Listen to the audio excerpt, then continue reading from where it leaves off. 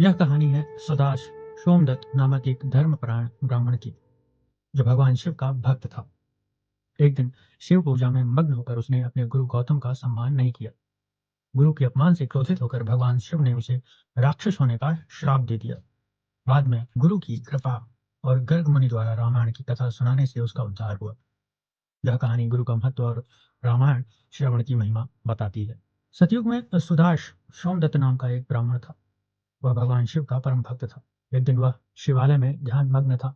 तभी उसके गुरु महर्षि गौतम वहां पर थे। सुदास ने उन्हें देखा, लेकिन भक्ति के अहंकार या आलस्य में वह गुरु के सम्मान में खड़ा नहीं हुआ। गुरु गौतम तो शांत रहे, लेकिन जगत गुरु भगवान शिव यह न बर्दाश्त कर सके। आकाशवाणी हुई। शिव जी ने कहा, हे मूर्ख, तूने मेरे सामने अपने गुरु का अपमान किया। जो गुरु का आदर नहीं करता, मैं उसकी पूजा स्वीकार नहीं करता। जा, तू उसी क्षण राक्षस हो जा। श्राप मिलते ही सुदास का शरीर काला पड़ गया। वह दया की भीख मांगने लगा। गुरु गौतम का हृदय पिघल गया।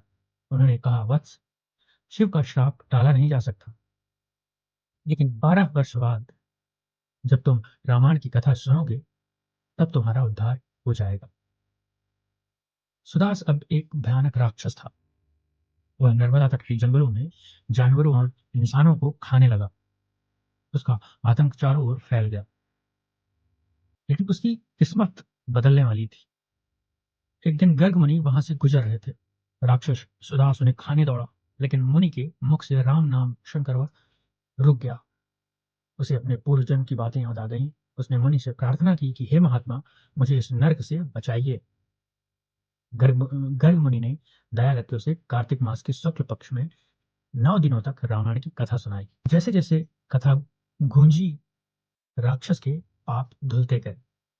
कथा पूरी होते ही वह राक्षस पुनः दिव्य रूप में आ गया और शंख चक्र गदा पद्म धारण कर भगवान शिव के धाम बैकुंठ चला गया। दोस्तों, यह है रामायण की शक्ति।